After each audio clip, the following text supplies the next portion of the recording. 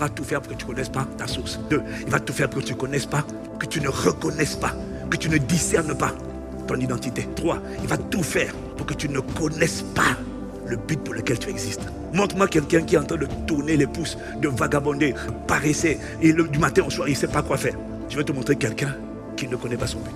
Il va tout faire pour que tu ne connaisses pas le but pour lequel tu as été créé.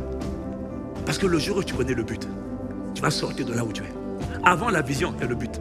Quand quelqu'un n'a pas de but, quand quelqu'un n'a pas d'objectif, quand il n'a pas compris pourquoi il est là, pourquoi tu existes, une des grandes choses qu'il faut enseigner aux gens, c'est pourquoi est-ce que Dieu t'a créé. Tu n'es pas n'importe qui. There is a purpose, il y a un but sur toi.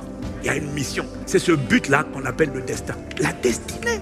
Tu es venu pour écrire une histoire. Tu es venu pour démontrer Dieu, qu'on voit la sagesse de Dieu à travers ta vie. If tu es venu, écoute, Dieu t'a créé pour lui, en lui, pour lui.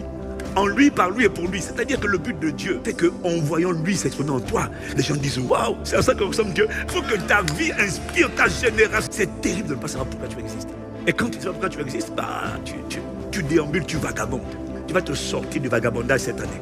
J'ai découvert que la 4e chose qu'il ne veut absolument pas que tu connaisses, c'est ton potentiel. Parce que tu peux connaître le but, si tu ne connais pas le potentiel. Quand tu ne connais pas ton potentiel, tu as l'impression qu'il te manque tout. Quelqu'un a dit que ce qui empêche les gens de réussir, ce n'est pas ce qu'ils sont, c'est ce qu'ils pensent ne pas être. Ce qui empêche les gens d'exceller, les gens passent leur temps à contempler, à admirer. Oh, lui, un tel. Est-ce que tu sais que toi aussi tu as quelque chose? Tu as ce qu'on appelle un potentiel, il y a un trésor, il y a un dépôt. Paul dit, nous transportons ce trésor dans des vases de terre. Tu transportes un trésor, un potentiel à l'intérieur de toi. Mais comme tu n'es pas conscient de ton potentiel, tu passes ton temps à admirer. Tu n'es pas démuni, tu as beaucoup reçu, mais tu n'es pas conscient.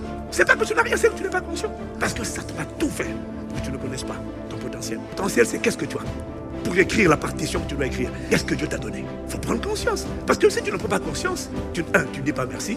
Tu as l'impression que tu as été oublié, alors que tu n'as pas été oublié. Tu as tout. Et c'est à l'intérieur. Il y en a qui sont à l'intérieur, il y en a qui sont autour. Mais tu ne sais pas.